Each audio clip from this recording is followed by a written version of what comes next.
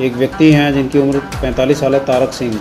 उनसे 20 लाख रुपए की रंगदारी मांगी जा रही थी और लगातार उनको जो है अलग अलग समय पे ये उसको फ़ोन कर रहा था और मैसेज भी कर रहा था। राजधानी में बीते 23 सितंबर को अगमकुआं थाना अंतर्गत ठेकेदार तारक सिंह से 20 लाख रुपए की रंगदारी मांगी जाती है। आपको बता दें कि रंगदारी मांगने वाला जो अपराधी है उसका नाम सन्नी है और वह तकरीबन कई वर्षों से ठेकेदार को जानता था और सन्नी जूस बेचने का काम किया करता था। हालांकि सन्नी कुछ दिन पहले भी ठेकेदार से कई लाख रुपए उधारी ले चुका था, जिसके बाद सन्नी को मालूम था कि इन ठेकेदार के पास बहुत सारे पैसे अर्जित हुए हैं, जिसको लेकर के सन्नी के द्वारा यह रंगदारी मांगा जा रहा था, जिसकी संज्ञान लेते हुए पटना पुलिस ने सन्नी को गिरफ्तार कर लिया है। और यहाँ पर ईस्ट एसपी क्या कुछ कह रहे हैं जरा देखें।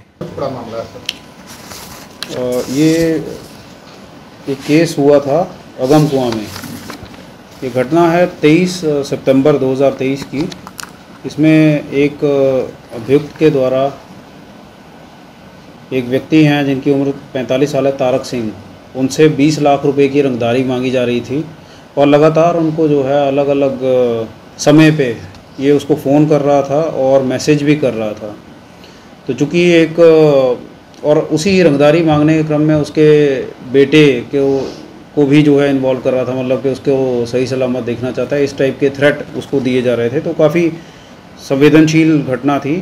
तो इस घटना को डिटेक्ट करने के लिए सहायक पुलिस अधीक्षक पटना सिटी के द्वारा खुद इसको स्वयं अनुश्रवण किया गया और एसएचओ अगमकुआं और उनकी जो टीम है टेक्निकल सेल, ये लोग डे 1 से घटना पे लगे हुए थे।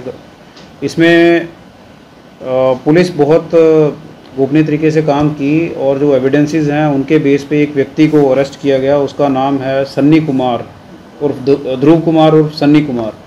ये उसी एरिया का रहने वाला है जहाँ पर वादी रहते हैं, बगल में ही, बिल्कुल उसके वादी के बगल में ही इसका घर है।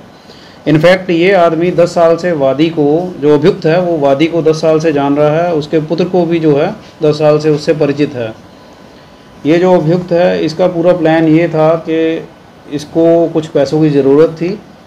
उसके लिए इसने इस फैमिली को इसलिए चुना क्योंकि ये लोग उसको पहले उधार के रूप में कुछ रुपये दिए हुए थे। तो इसको ये इम्प्लिसिट गारंटी थी कि इसको इनके पास पैसे हैं और इनको मिल जाएगा। दूसरा इसको ये था कि उनकी गतिविधि ये देखता रहता था, घर बगल में होने के कारण ये अवेयर था कि वो कब कहाँ जाता है और यही चीज़ को जो है ढाल बना के ये जो है उनसे रंगदारी की मांग करता रहता था और उनको डराता भी था। तीसरा इसने ये भी सोचा हुआ था कि जो उधार देने वाले पैसे हैं, इसके पास रंगदारी का पैसा आएगा तो ये वो भी कर लेगा। उसके अलावा ज़मीन वमीन में भी जो है इसका इंटरेस्ट है तो उसमें भी ये कुछ इन्वेस्टमेंट कर लेगा। तो ये इसने प्लान बनाया था। इसके लिए इसने एक अभियुक्त और है जो इस केस में वांटेड है, उससे इसने मोबाइल का इंतज़ाम किया। वो मोबाइल का इसका मोटिव भी बड़ा हैरानी वाला है। ये चोरी के मोबाइल लेता है और लेके उसी वक्त नेक्स्ट मोमेंट पे ही उसको बेच देता है, उसी दाम में या उससे बढ़ाकर। तो फिर ये दूसरे व्यक्ति को जिसको इसने बेचा है उसको दोबारा संपर्क करता है कि मेरे को फ़ोन चाहिए, मेरे को फ़ोन दो, मेरे को उससे काम है। तो फिर उस व्यक्ति से फ़ोन लेके अपनी पहचान छुपाने के लिए ये अलग सिम डाल के उसमें ये कॉल कर रहा था। जो सिम है वो भी जो है उसको भी हम लोग ट्रैक किए हैं, उसकी भी पहचान हम कर चुके हैं।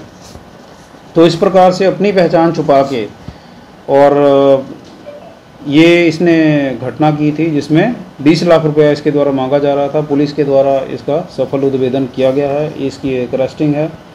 जो इसके सिम कार्ड हैं, मोबाइल हैं, उनको आइडेंटिफाई किया गया है। एक अभियुक्त और है जिसके विरुद्ध छापेमारी की जा रही है, उसको भी अरेस्ट करके इस केस की तफ्तीश को बंद किया जाएगा। आपराधिक इतिहास लोग करते हैं, ये आपराधिक इतिहास हम खुजवा रहे हैं। बेसिकली ये अभी तक इसका ये फर्स्ट हमारे पास आया है नॉलेज में, फर्स्ट क्राइम है इसने कमिट किया। दूसरा ये है कि ये क्योंकि वादी को पहचानता था और इसको इम्प्लिसिट ये था कि उनके पास पैसे हैं क्योंकि उधार भी लिया हुआ था। कितना उधार? क्या लगभग 1.5-2 लाख का उधारी है। क्या काम करते हैं? जूस की ये दुकान चलाता है, जूस की दुकान चलाता है। और के कौन ये एक्यूज्ड और ये वादी क्या करते हैं? सिम फर्जी था या सिम अपने नाम? सिम जो है ये सिम भी जो है जुगाड़ करके इन्होंने लिया हुआ था। जो अपराधी है जिसकी हम तलाश कर रहे हैं वो इसी ये जो फर्जी सिम्स हैं इसी में डील करता है और चोरी के मोबाइल प्रोवाइड करवाता है। इसमें जो भारत सरकार की गाइडलाइंस हैं, जैसे आधार कार्ड का ऑथेंटिकेशन होता है, ये लोग अलग अलग तरीके फॉर्जरी के या किसी को चीटिंग करके उसके प्रमाण पत्र लेके निर्गत करवाते हैं। तो इससे हमको ये भी उम्मीद है कि एक बार ये पकड़ा जाएगा तो इस पे भी जो है काफ़ी कुछ हमको जानकारी मिलेगी। वादी क्या करते हैं? वादी तो क्या ठेकेदारी का काम कर रहे हैं। जाहिर सी बात है कि सन्नी 20 लाख रुपए की फिरौती लगातार फोन पर मांग रहा था तारक सिंह से, और तारक सिंह के बेटे को मारने की धमकी भी लगातार सन्नी कुमार के द्वारा दी जा रही थी। हालांकि पुलिस को सन्नी कुमार जिस मोबाइल से बात करता था वह मोबाइल भी चोरी का निकला। और आपको बता दें कि एक आरोपी अभी फरार चल रहा है, जिसकी तलाश में पटना पुलिस लगातार छापेमारी कर रही है। तो हम ऐसे ही छोटी बड़ी खबरों से अपडेट रहने के लिए आप देखते रहें NBC 24।